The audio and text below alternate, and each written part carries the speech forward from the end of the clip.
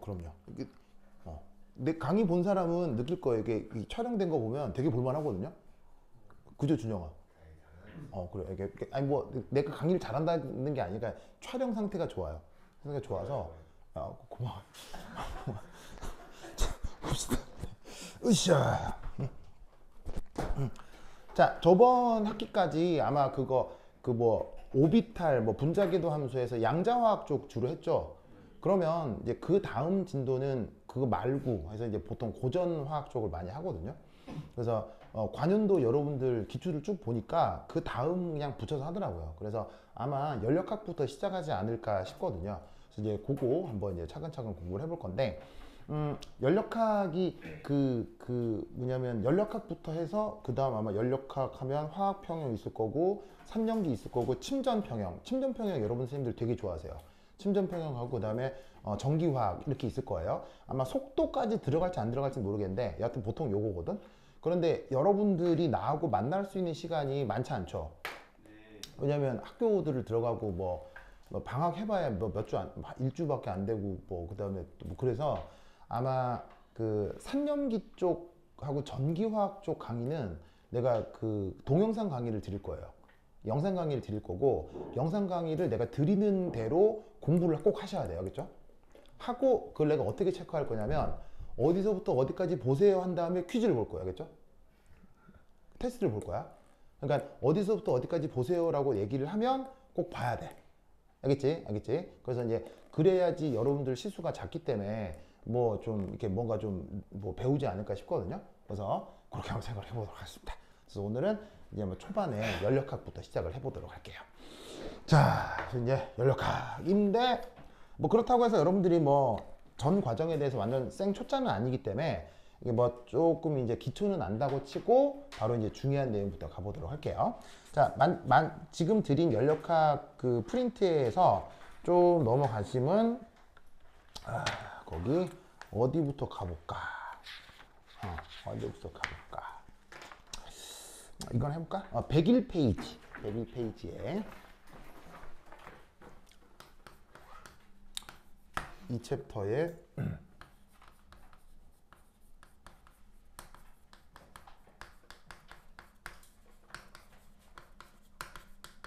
자, 요 내용부터 한번 언급을 해보도록 하겠습니다.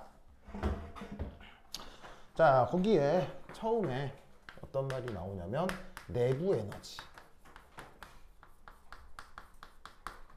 자, 내부 에너지라는 말 들어본 적 있죠?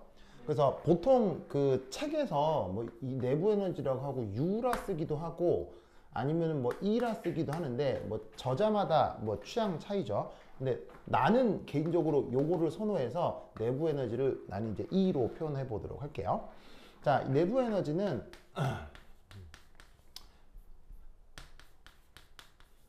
시스템이 가지는 모든 종류의 에너지를 뜻합니다.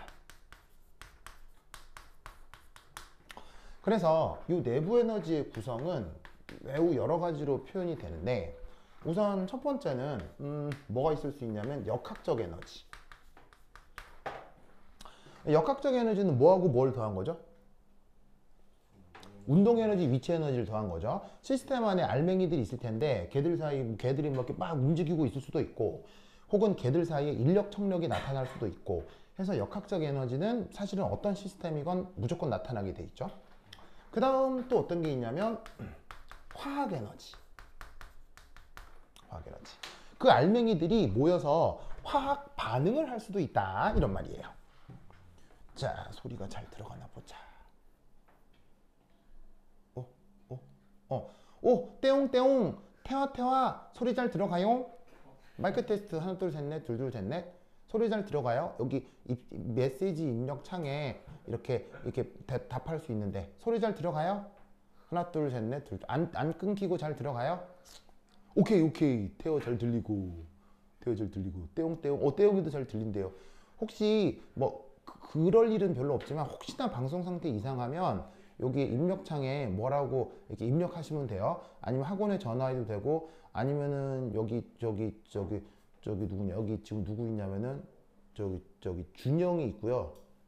준영이도 있고 그 다음에 이한이도 있거든요. 그래서 혹시나 이상하면 친구들한테 이렇게 그게 뭐냐면 연락해도 돼요. 알겠죠? 이한 오케이? 오케이? 오케이. 자, 좋습니다. 예. 이렇게 됐죠. 좋아. 됐어. 자, 보도록 하자. 아이고. 자, 그래서 화학 반응이라고 하는 건 뭐냐면 알맹이들 사이에 그 알맹이들을 유지하지 않고 화학 결합이 변하면서 에너지 출입이 이루어질 수도 있거든요.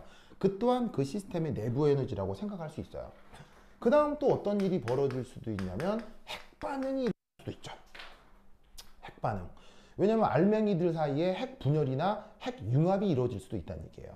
그런 모든 것들을 다 합한 걸 내부 에너지라고 한다. 이런 말이지. 무슨 말 알겠죠? 그런데 이제 재밌게도 당연히 우리 커리큘럼에서 뭐 이런 거 하겠어요? 이런 거 하겠어요? 이런 거 안 할 거 아니야? 그래서 지금 상황에서는 요런 거는 잠시 미뤄두고 지금은 역학적 에너지와 관련된 내부 에너지 얘기를 먼저 해보도록 하겠다 이런 말이에요.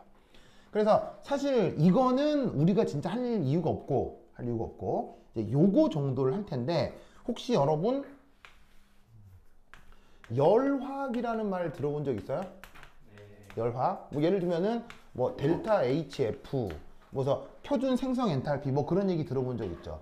그게 화학 반응과 관련된 내부 에너지와 관련되어 있는 사실들이에요.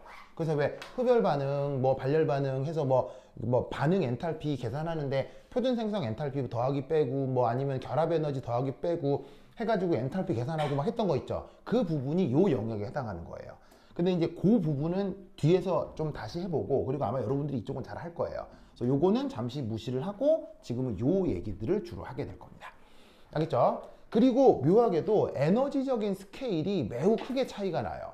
어떻게 되냐면 역학적 에너지는 시스템의 종류에 관계없이 아무리 커봐야 10kJ/mol 스케일이에요.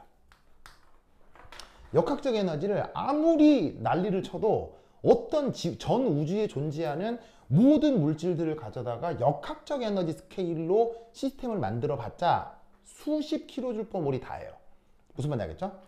그런데 화학 에너지는 어느 정도 스케일이냐면 100에서 1000kJ/mol 스케일이에요. 화학 반응이 벌어진다고 하면 무조건 에너지가 수백 kJ/mol에 해당하는 영역대가 돼요. 그리고 핵 에너지는 그 스케일이 어느 정도냐면 1억 kJ/mol 정도의 에너지 스케일이에요. 그러니까 우리가 핵 반응을 하진 않겠지만 만약 핵 반응을 연구하는 사람에게는 이런 게 중요하겠어요? 전혀 중요하진 않겠어요. 핵 반응이 벌어지면 이런 반응과 이런 반응은 실험 오차일 뿐이에요. 왜냐하면 스케일이 1억 kJ/mol이기 때문에 그 안에서 화학 반응이 될 리도 없지만 된다 하더라도 뭐 역학적 에너지 어쩌고저쩌고 된다 하더라도 이 에너지 스케일에는 그냥 먼지죠. 그러니까 어떻게 되냐면 이 핵 반응을 다루는 그 학자들에게는 내부 에너지를 고려한다고 할 때는 이 두 개가 완전 무시되는 거예요. 그리고 화학 반응을 고려한다라고 할 때는 당연히 핵 반응이 일어나지 않는 상태겠죠. 그리고 화학 반응을 고려할 때도 역학적 에너지는 중요한 문제겠어요? 전혀 중요하지 않겠어요?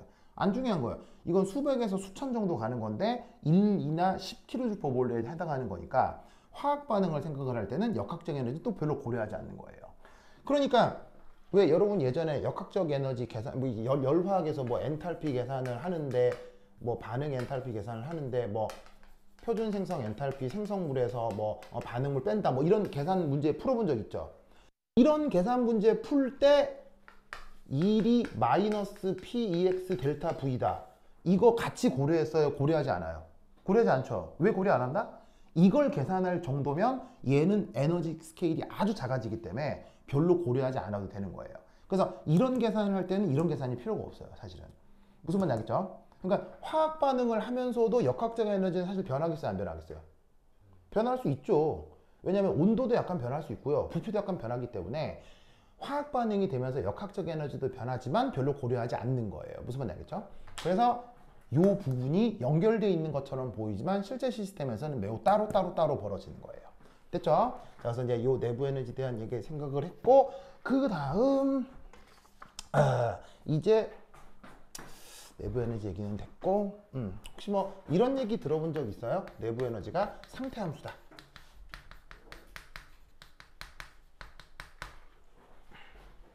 상태 함수 영어로 뭐라고 하죠? state function이라고 하죠. 자, 상태 함수의 뜻은 뭐예요? 경로에 무관하게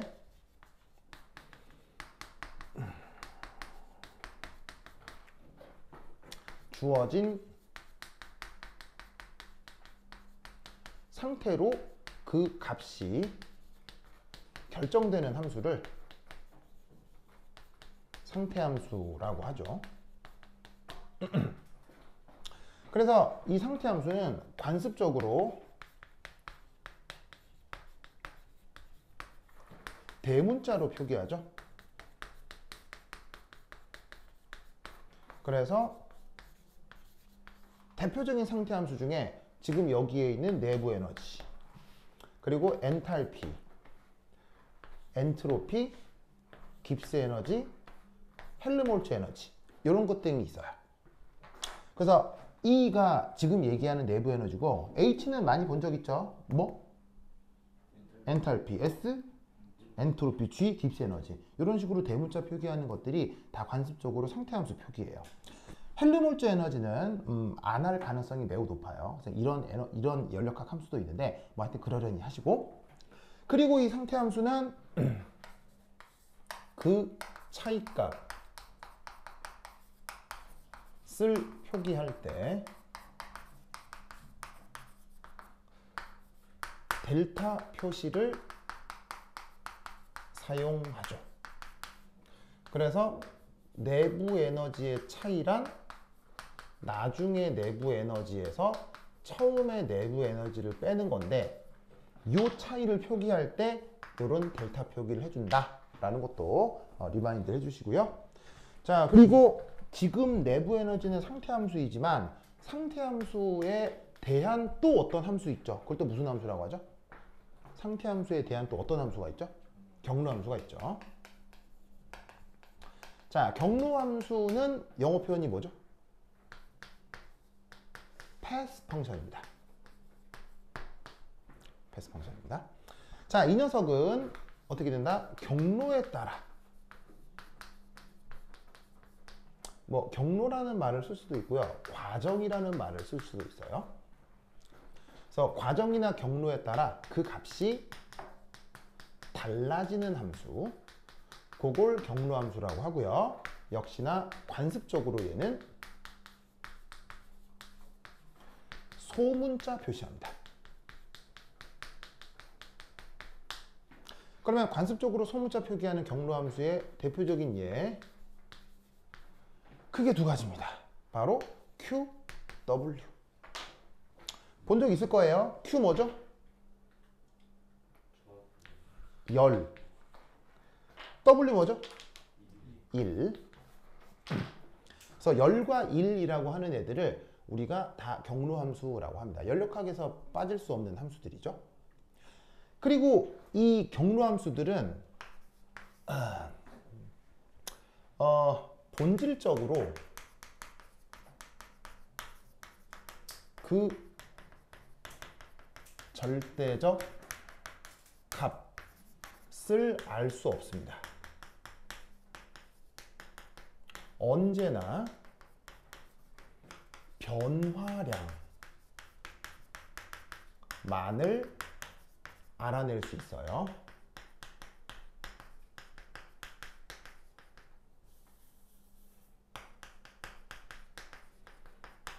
그래서 델타 표시를 하지 않습니다.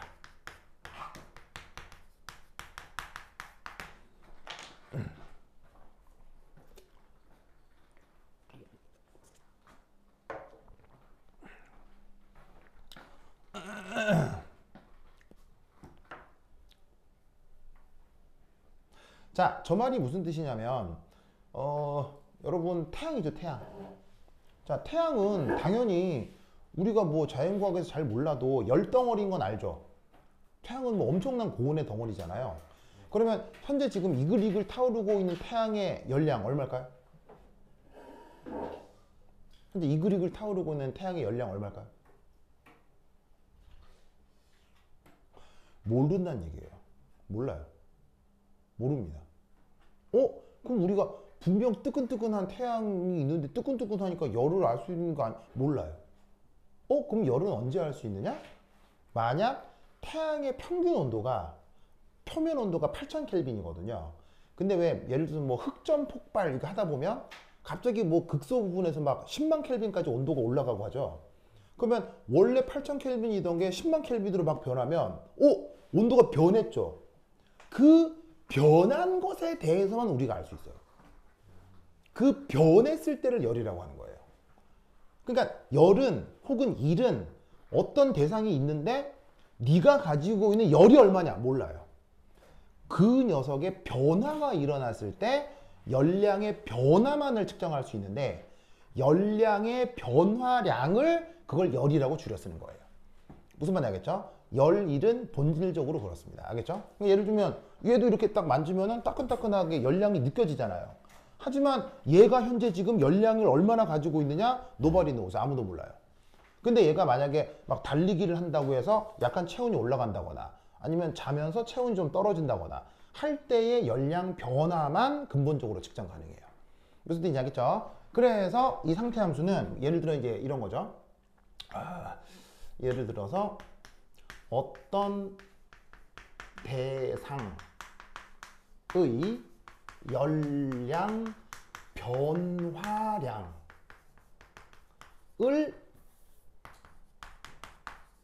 측정할 수 있는데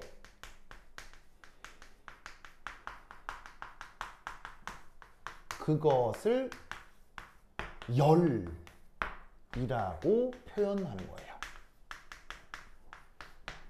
그래서 항상 열이나 일은 근본적으로 변화량의 개념을 포함하고 있기 때문에 굳이 이것을 쓰지 않는다라는 얘기입니다. 그래서 열 앞에 Q 앞에 델타, W 앞에 델타 이런 표현은 잘 쓰지 않아요. 알겠죠? 물론 뭐 쓴다고 누가 때리진 않는데 책에서 이런 표현은 쓰지 않습니다. 알겠죠? 요거 경로함수, 상태함수 관련해서 알아두시고요. 그 다음 자 여기 줄게요. 여기 줍니다. 여기 다시 줍니다. A요.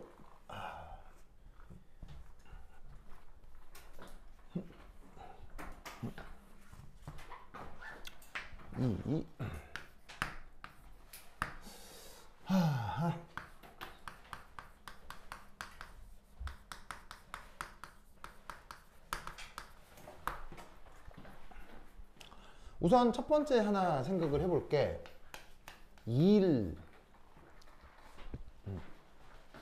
이라는 컨셉이에요. 자, 이 일 영어 표현으로 이제 work 이라고 하는데, 이 일은 우선 고전 역학적 표현은 어떻게 되냐면 W라고 쓰고 외력 벡터가 있을 거란 말이에요. 그렇죠? 그리고 변이 벡터도 있겠죠? 그 둘을 이압 해가지고는 외적을 하는 거란 말이야. 근데 아시다시피 외력이라는 게 항상 일정해요. 막 변할 수도 있어요. 변할 수도 있죠. 뭐라고 내가 내적이죠. 스칼라 프로덕트. 그런데 외력이라고 하는 게 항상 일정해요. 변할 수도 있어요. 변할 수도 있죠. 변할 경우는 그 변위에 따라 변하는 외적을 다 더해주면 돼요.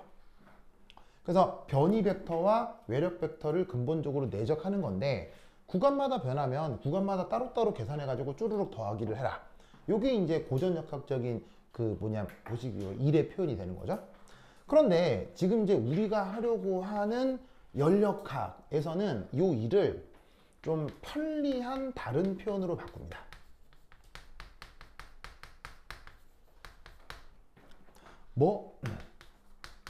in the piston.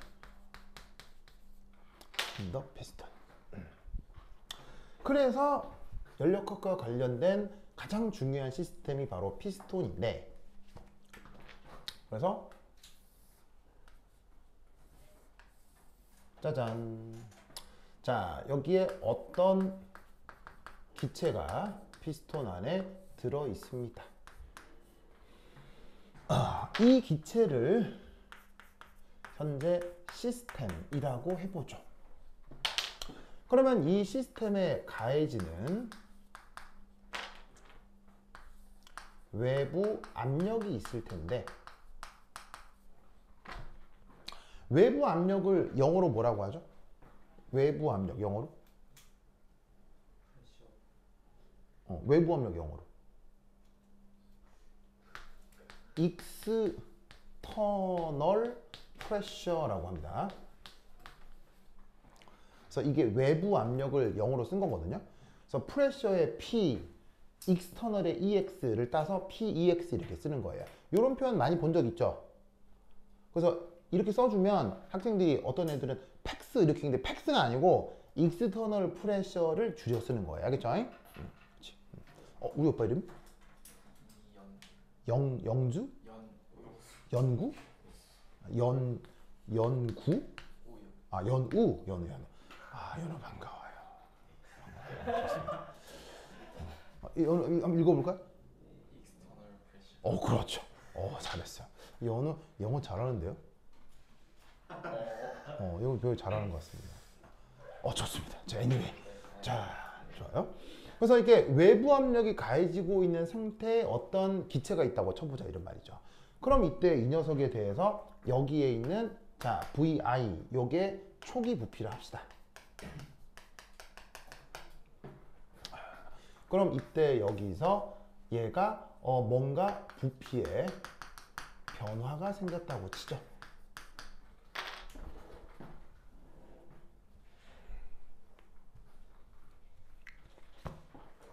그러면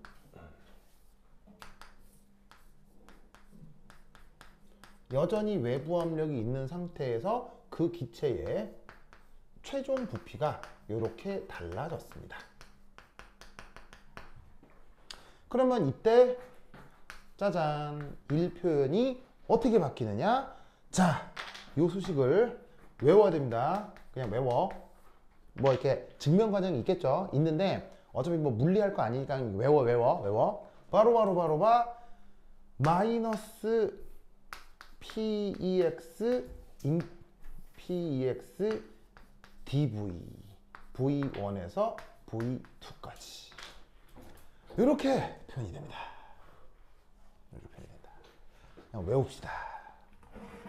그럼 사실 외우는 게 아니라 여기에서 이게 유도할 수 있어요. 그래서 유도할 수 있어요. 그거 아마 물리 시간에 배운 사람도 있을 건데, 그럼 뭐 이게 내적해야 되니까 요 벡터하고 요 벡터하고 크기 고려해가지고는 뭐 코사인 시타 뭐 다 고려해가 하는데, 지금은 이제 코사인 시타가 90도 아니 0도 아닌 180도니까는 그 고려해가지고 이렇게 막 하면은 나오는데, 그 어차피 뭐 물리 시간에 배우도록 하시고 외우시면 되고, 이때 여기서 이제 유념할 거는 여기 이제 마이너스 표기가 된다는 거. 마이너스. 요거 잠깐 유념하시고요. 자, 그래서 요 수식을 외우시면 되는데, 이때 만약 압력이 일정해지면 이 표현을 어떻게 바꿀 수 있다?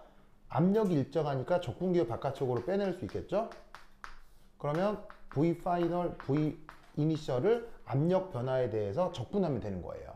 그럼 요건 간단한 적분이 되니까 V final 빼기 V 이니셜이 되고, 요걸 다른 말로 델타 V 부피의 변화량이다 라고 표현해 주면 되는 거죠.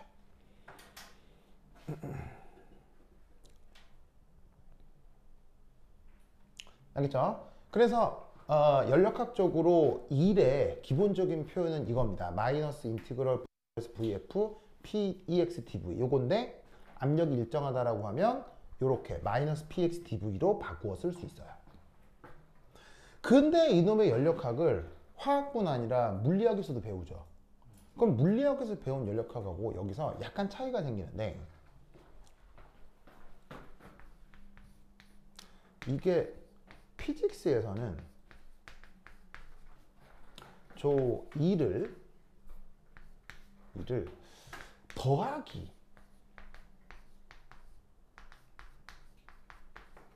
이렇게 씁니다. 이렇게 써요. 부호가 반대입니다. 부호가 반대입니다. 왜 부호를 반대로 쓰죠? 피직스에서는 보고자 하는 것이 다르기 때문이죠. 맞습니다. 관점이 달라서 그렇습니다. 어떻게 관점이 다르냐면 화학 연력학에서는 이 일이 누구에 대한 일이냐면 시스템에 대한 일이에요. 시스템 입장에서의 일 에너지 변화를 화학에서는 연력학적으로 이렇게 표현하는 겁니다. 그런데 물리학에서의 일은 시스템에 대한 일 변화가 아니라 서라운딩에 대한 일 변화입니다. 서라운딩이란 말 알죠? 서라운딩. 자, 서라운딩에 누가 서 있죠?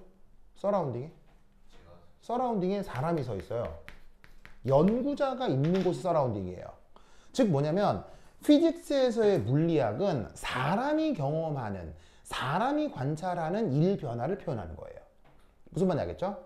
그러다 보니까 똑같은 일이 벌어지는데 그걸 시스템 관점에서 서술하는 것과 사람 관점에서 서술하는 게 부호가 반대가 된다고요. 그래서 화학에서는 모든 연력학적인 함수를 시스템 관점에서 서술하기 때문에 여기가 마이너스고 사람 관점에서는 여기가 플러스가 되는 거예요. 예를 들어 델타 V가 늘어났다. 꽂혀봅시다. 이런 것처럼 지금 약간 부피가 늘어난 것처럼 보이죠?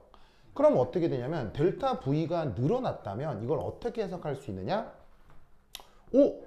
부피 증가를 통해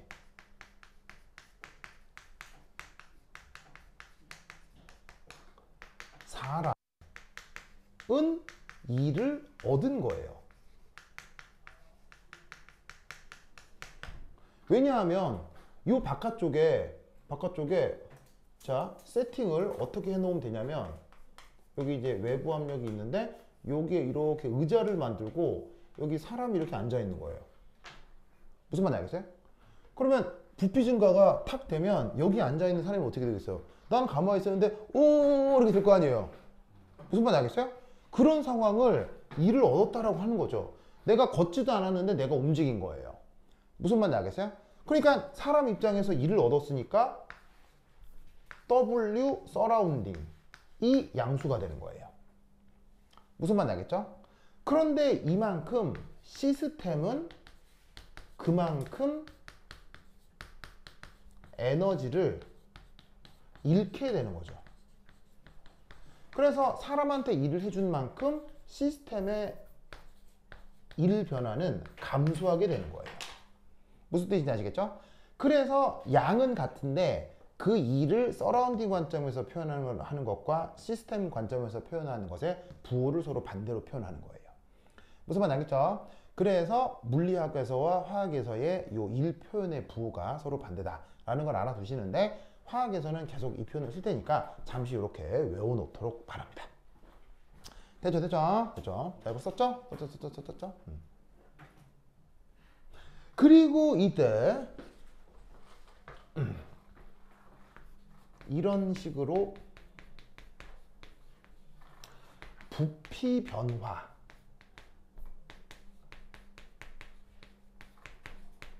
통해 일 출입이 일어나는 것을 바로 팽창일, 영어 표현으로는 expansion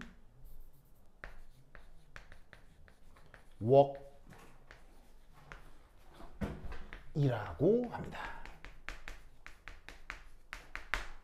그래서 지금 이런 수식으로 표현하는 일이 있죠. 일을 마이너스 인티그럴 pxdv라고 표현하는 이런 일들을 모두 다 뭐라고 부른다? 팽창일이라고 불러요. 연력학에서 아주 유용하고 편리하게 사용하는 표현이죠. 영어 표현으로는 expansion work, 한글 번역은 팽창일. 그래서 앞으로 이 수식을 엄청 쓰게 될 테니 꼭 외워놔야 돼요. 꼭 외워놔야 돼. 알겠지? 그쵸? 꼭 외워놔야 돼. 꼭.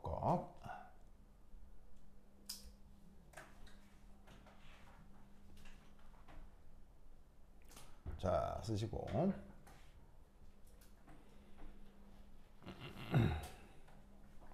자, 그렇다면 세 번째, 팽창일이 있으니까 그럼 무슨 일도 있을까요? 팽창이 있으니까 수축이 있다고요? 팽창이라는 말을 쓰는 순간 팽창과 압축은 같은 거예요. 팽창과 압축이 같다는 건 무슨 말인지 알겠어요? 여러분 이게 수학적인 생각을 안 하는구나. 그럼 잘 봐요. 신은 없다 라는 말을 썼다고 쳐요. 신은 없다. 이거는 유신론이에요? 무신론이에요? 자, 준영, 신이 있어요? 없어요? 방금 준영이가 신이 없다고 얘기했잖아요. 물론 누구한테 물으면 신이 계신다 이렇게 얘기할 수도 있죠. 근데 준영이는 신이 없다고 얘기했잖아요. 그럼 신이 없다고 얘기한 그거 준영이는 유신론자예요, 무신론자예요? 무신론자. 인간은 수학을 백날 공부하면 뭐하냐고. 이런 것도 제대로 대답을 못하면서. 자, 이런 거는 약간 뭐 철학적인 논의라고 생각하죠? 그렇지 않아요? 근데 여러분 수학의 가장 꼭대기, 아니 철학의 가장 꼭대기에 있는 게 뭐예요? 그게 수학이에요. 여러분 수학 시간에 수학을 배운다고 생각하면 안 돼요. 인류가 만들어 놓은 최고 지성의 철학이 수학이에요. 수학을 배우면 자연스럽게 철학적인 생각을 할 수 있어야 돼요. 무슨 말인지 알겠어요? 그런데 이런 말도 못 알아먹으면 수학 왜 배워요? 신이 없다는 건 유신론이에요. 신이 있다는 걸 안 상태에서 없다고 하니까. 정답. 무슨 말이냐면 여러분 우리 지구에 사과 있어요? 사과라는 거 있어요? 있잖아요. 이렇게 또 만져볼 수 있잖아요. 돌 있어요? 돌? 있죠. 그러면 실제 존재하는 거 문 있잖아요. 실제 존재하는 걸 표현하는 말은 명백하죠. 실제 있죠. 뭐 이렇게 뭐 사과, 돌 있잖아요. 그런데 사랑 있어요, 여러분? 사랑? 인간 사회에 사랑이 있어요, 사랑? 있죠. 사랑 있지만 얘는 경험을 해봤을까요? 아니 뭐 해봤을 수도 있는데 자, 근데 잘 봐. 사랑이라고 구체적으로 만질 수 있어요? 이렇게? 어느 가면 사랑이가 이렇게 만져 있는 거죠. 왔어? 뭐 이러면서 이렇게 가서 뭐 어머 사랑아 반가워 약속 이거 돼요? 안 되잖아. 그럼 인간이 사용하는 말 중에는 실제 존재하는 게 아니라 실제 있다라고 인간이 가정하고 만드는 말들이 있다고요. 그런 걸 전문용어로 컨셉추얼라이제이션이라고 해요. 우리말 번역은 개념화. 즉 사랑이 실제로 구현화되어 있는 물질로 있는 게 아니라 사랑이라는 개념을 만들면 인간 생활에서 편하게 써먹을 수 있기 때문에 사랑이라는 개념을 만드는 거예요. 그럼 여러분 신이라는 말은 뭐 사과, 문, 돌 그런 종류의 말이 아니라는 건 알겠죠? 신은 그러면 만질 수 있어요? 못 만지잖아요. 그럼 신은 어떤 말인 거예요? 개념화된 말인 거예요. 즉 신이라고 했을 때 우리 머릿속에 떠오르는 여러 가지 아이디어들이 있잖아요. 그 아이디어들을 융합해 놓은 말이 신이라고요. 그러면 신이 없다라는 말은 그 아이디어를 생각하지 않으면 신이 없다는 말을 할 수가 없는 거예요. 이미 신이 없다라는 말을 속에는 신이라는 아이디어가 머릿속에 있는 걸 가정하고 그게 없다라고 얘기를 하는 거예요. 무슨 말인지 알겠어요? 즉 신이 없다라는 말을 쓴다는 얘기는 머릿속에 신과 관련된 개념화가 돼 있다는 얘기예요. 저 말을 쓰는 순간 신을 생각하고 있는 거예요. 그러니까 이건 유신론이에요. 알겠죠?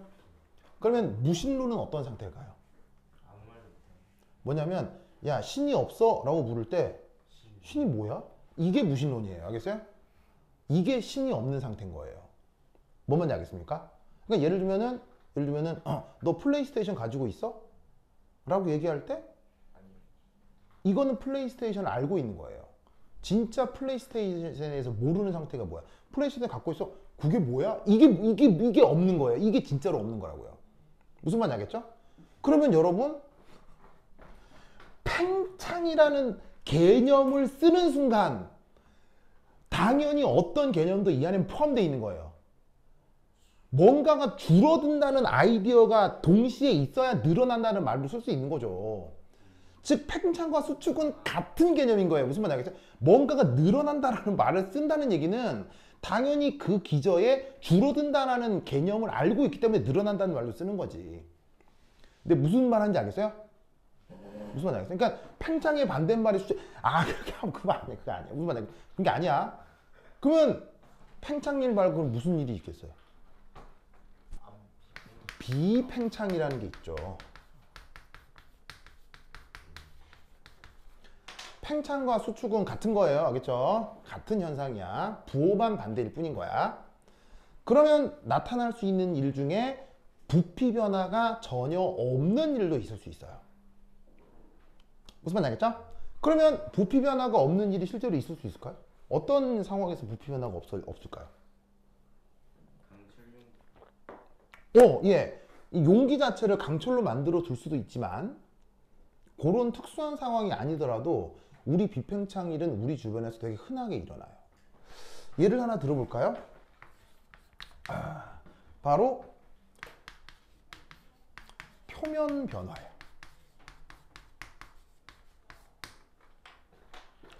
표면 변화? 표면 변화? 자, 예를 들면 용수철 수축 팽창으로부터 일을 할 수 있죠. 여러분 용수철 수축하고 용수철 팽창한다고 해서 용수철 부피 변해? 안 변하죠? 그런 게 대표적인 비팽창일이에요. 혹은 그 고무풍선 있죠. 고무풍선 잡고 이렇게 느릴 수도 있고 놓으면 수축도 하잖아요. 그럼 고무풍선이 늘어나고 수축할 때도 일출입이 되는데 이때 고무풍선에 그걸 잡고 느린다고 해서 고무라는 물질 자체의 부피 변해요? 안 변하죠? 밀도 안 변할 거 아니에요? 아니 고무 잡고 이거 당겼는데 이 밀도가 달라지진 않을 거 아니에요. 길이가 늘어나는 만큼 폭도 줄어들 테니까 부피는 일정하다고요. 질량도 같을 테고. 그러니까 사실은 일출입에 부피 변화가 안 일어나는 일도 생겨요.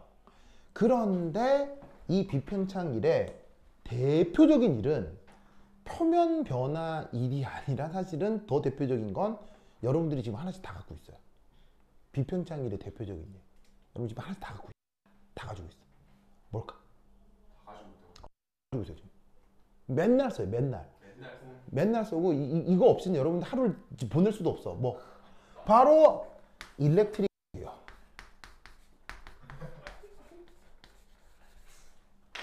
전기적인 일이 대표적인 비팽창일이에요. 여러분 휴대전화 하나씩 가지고 있죠. 그거 기계적으로 구동돼요? 전기적으로 구동돼요? 당연한 거 아니에요? 그럼 여러분 휴대전화로 별짓을 다 하죠. 공부 찾아볼 수도 있고 하지만 대부분은 엔터테인먼트로 쓰잖아요. 뭐 전화도 하고 뭐 별의별 다 하잖아. 다 하다 보면 이렇게 배터리가 쭉 다 닳겠지. 그 배터리가 다 닳아서 전기적인 일을 다 하고 나면 갑자기 배터리가 부어가지고 휴대전화가 2배만큼 빵빵해져. 그렇게 돼요? 안 그렇게 되죠? 전기 에너지 다 써도 휴대전화의 부피는 변해요, 안 변해요?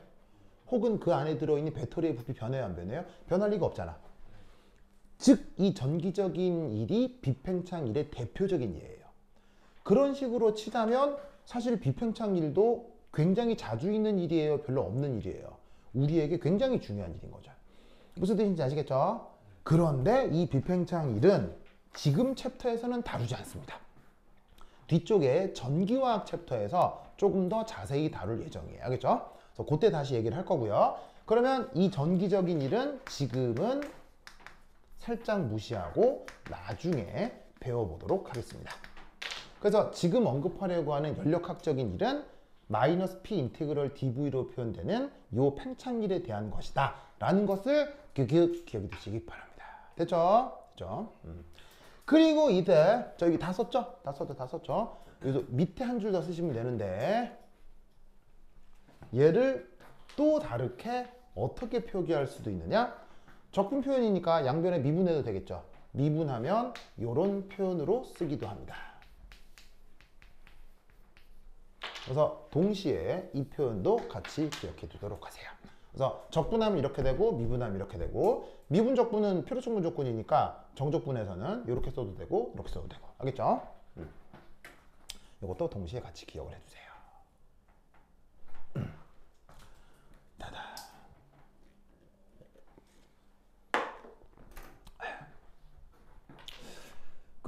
이제 그게 나처럼 이렇게 영재고 과학고 그 내신 수업을 하는 선생님들은 동시에 뭐도 하게 되냐면 그 중학생들 중에 영재고나 과학고 간다 하는 애들 수업도 하잖아요.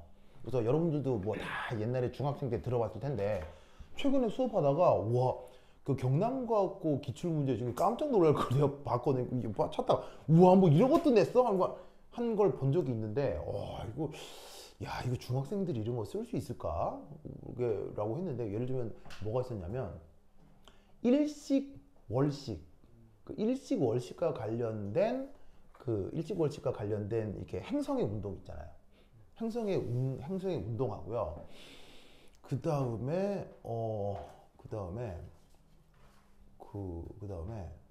이렇게 향수 뚜껑을 열었더니 향수가 이렇게 날아가. 그런 움직임이 있을 수 있잖아요.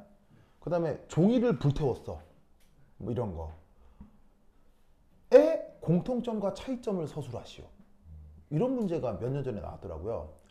찾아봤는데 2019년인가 나왔어. 2019년이면 여러분들 입학 전이지, 그지? 나왔더라고. 그래서 보고, 이야, 그런 문제를 냈는데 그런 문제를 해결하려면 이런 걸 알아야 돼요. 이런 걸 알아야 돼요. 네, 자발적, 비자발적이라는 개념을 만들어낸 거거든요. 그걸 문제화한 거예요. 근데 그 자발적, 비자발적의 표현을 제대로 하려면 지금 언급하는 일의 정의에 대해서 명확하게 알아야 돼요. 그래서 이 일의 또 하나의 중요한 정의 1, 2, 3, 4 이걸 알아야 돼. 일은 이거 알아야 돼. 이걸 알아야 그 다음에 할 엔트로피에 대한 개념을 명확하게 받아들일 수 있어요. 일의 가장 중요한 내용은 뭐냐면 입자들의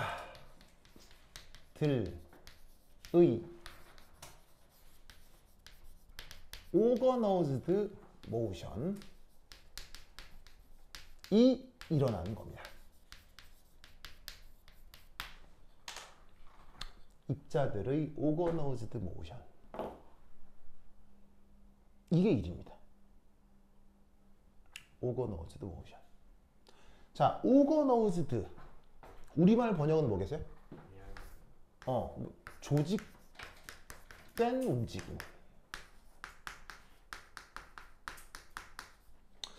그럼 조직된 움직임 이게 뭐냐? 얘는 시스템의 무게중심이 변하는 운동을 오거너즈드 모션이라고 합니다.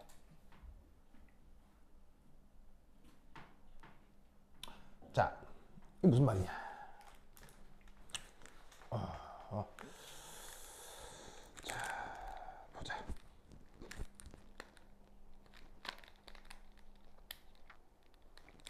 자, 이 말을 알아야 그 엔트로피에 대한 명확한 개념을 알 수 있고 이런 것과 관련된 논술 문제를 다른 사람들과는 다르게 멋들어지게 표현할 수 있어요. 자, 이게 무슨 말이냐? 저 뒤에 우리 오빠 이름이? 저 서민준입니다. 서민이라고요?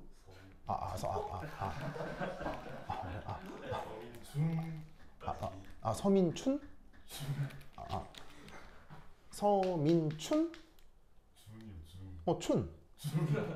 그래, 알겠습니다. 서민춘. 알겠습니다. 자, 호잇. 오, 좋습니다. 이안, 호잇. 그 다음에 여기 파란 티셔츠 입은 오빠는? 오빠 이름이? 재빈이 오빠.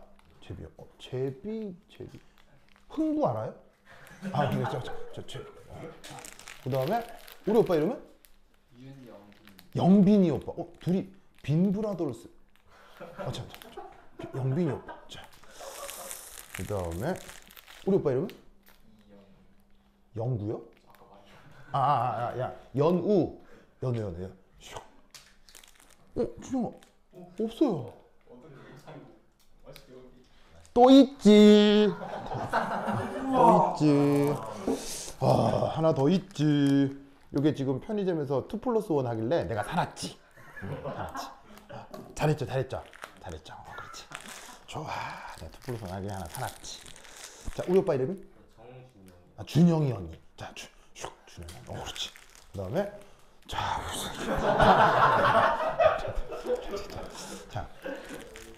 자, 여러분 잘 봐요. 방금 내가 이거 여러분들한테 어떻게 전달했어요? 던졌잖아요. 왜 굳이 던졌을까요? 거리가 멀어서. 왜 굳이 던졌냐면 이걸 여러분들한테 던진 게 내가 여기에 2를 출입시킨 거예요. 무슨 말이냐면 자, 내가 이렇게 던지면 이 녀석의 무게중심이 있을 거 아니에요. 이 무게중심이 위치가 변해요? 위치가 안 변해요? 무게중심의 위치가 변하잖아요. 그 무게중심이 어떤 입자의 무게중심의 위치를 변화시키는 걸 연력학적으로 1이라고 하는 거예요. 무슨 뜻인지 알겠습니까? 그러면 에너지가 가해졌는데도 무게중심의 위치가 변하지 않는 움직임도 있을 수 있어요. 예를 들면 자, 예를 들면 여기 이제 향수병이 이렇게 있고요. 자, 향수병 가만히 내버려 두면 이렇게 분자들이 이렇게 사방팔방으로 움직여 나가죠. 이런 걸 증발이라고 하잖아요. 그러면 증발이 돼도 사실은 자, 분자들도 질량은 있어요, 질량은 없어요? 분자도 질량은 있잖아요. 그럼 분자도 질량은 있어서 질량이 있는 녀석이 움직이는 거니까 이 녀석과 관련된 뭐 운동량 변화나 뭐 위치 에너지 변화나 아니면은 뭐 운동 에너지 변화 있을 건 있을 거 아니에요. 하지만 이럴 때는 이런 식으로 증발을 통해 이 분자들이 사방팔방으로 퍼져 나갈 때는 이 녀석 전체의 무게중심 위치 변해야 안 변해? 향수가 이렇게 퍼져 나가면 향수병 전체, 향수 액체까지를 포함한 향수병 전체의 무게중심 변해요? 아, 변해? 변해?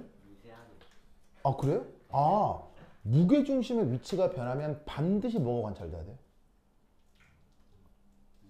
움직여야 돼요. 그럼 여러분 향수병에 향수 증발하는데 갑자기 향수가 막 움직여요, 이렇게? 증발하면서 막 증발하면서 아니 나는 움직여야지 혼자 막 움직여요. 그런 일 벌어지면 돼요, 안 돼요? 안 돼요. 그런 일 벌어졌을 때 우리가 뭐라고 얘기를 해요? 귀신 들렸다고 하잖아요. 아니 병뚜껑 열어놨는데 병이 혼자서 걸어다녀. 그럼 안 되지. 그러니까 어떻게 되냐면 이 향수병이 알아서 걸어다니는 일을 우리가 볼 일이 없기 때문에 이런 경우는 얘 무게중심이 안 변한다고요. 그러면 분명 모션은 모션인데 무게중심 안 변하지. 이런 걸 무슨 모션이라고 해요? 이런 걸 케이오틱 모션이라고 해요. 무질서 운동이에요. 이 무질서 운동은 뭐가 출입한 거예요? 열이 출입한 거예요. 무슨 말인지 알겠어요? 열이 출입할 때만 케이오틱 모션이 벌어지고 시스템의 무게중심의 위치가 변치 않아요. 그런데 1이 출입될 때는 방금 내가 초콜릿 던진 것처럼 2를 출입시킬 때는 시스템의 무게중심의 위치가 바뀌는 거예요. 무슨 뜻인지 아시겠죠? 물론 이 두 개가 섞여 나타나는 경우도 있어요. 예를 들면 교통사고 같은 거. 교통사고 같은 거 나면 충분히 덩어리져 있는 물건들이 움직여서 무게중심의 위치가 변하는 것 같지만 차 전체의 무게중심을 놓고 보면 그 무게중심의 위치가 변치 않는 부분도 생길 수 있겠죠. 그러니까 교통사고 같은 거 나면 어떤 거는 물건들이 일관되게 움직이지만 어떤 부분들은 사방팔방으로 다 뜯겨 나가잖아요. 그래서 그런 식으로 일과 열이 섞여 있는 부분도 있지만 일과 열이 이렇게 분리되어 있는 개념적으로 설명을 할 수가 있다는 얘기인 거예요. 무슨 말인지 알겠죠? 그래서 일 출입이 되면 항상 물질들의 오거너즈드 모션이 생기고 오거너즈드 모션이 생길 때는 시스템의 엔트로피가 변치 않아요.